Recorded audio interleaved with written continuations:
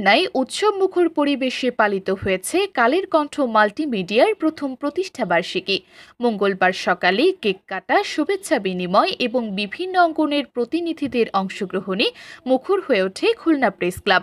কালের কণ্ঠ মাল্টিমিডিয়ার খুলনা প্রতিনিধি এম সাইফুল ইসলামের পরিচালনায় অনুষ্ঠানে উপস্থিত ছিলেন খুলনা বিভাগীয় কমিশনার ও কেসিসি প্রশাসক মোহাম্মদ ফিরোজ সরকার, খুলনা রেঞ্জের ডিআইজি মোহাম্মদ রেজাউল হক, খুলনার জেলা প্রশাসক মোহাম্মদ সাইফুল ইসলাম, পাসপোর্ট অফিসের পরিচালক মোহাম্মদ আবু সাইদ, বিএনপি খুলনা মহানগর সভাপতি শফিকুল আলম মনা, জামায়াতের কেন্দ্রীয় শুরা সদস্য ও খুলনা ৩ আসনের প্রার্থী অধ্যাপক মাহফুজুর রহমান, খুলনা ২ আসনের প্রার্থী অ্যাডভোকেট শেখ জাহাঙ্গীর হোসাইন হেলাল, ছাত্র শিবির, ইসলামী আন্দোলন, এনসিপি ও গণ অধিকার পরিষদ সহ বিভিন্ন সংগঠনের নেতারা।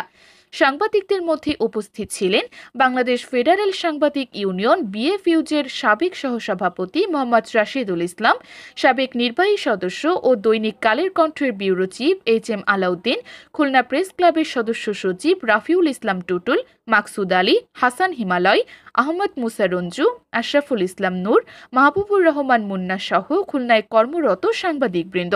এছাড়া শুভ সংঘ, নর্দার্ন ইউনিভার্সিটি, খুলনার সদস্যবৃন্দ, রাজনৈতিক, সামাজিক ও সাংবাদিক মহলের প্রতিনিধিদের প্রাণবন্ত অংশগ্রহণে জমে ওঠে এই আয়োজন।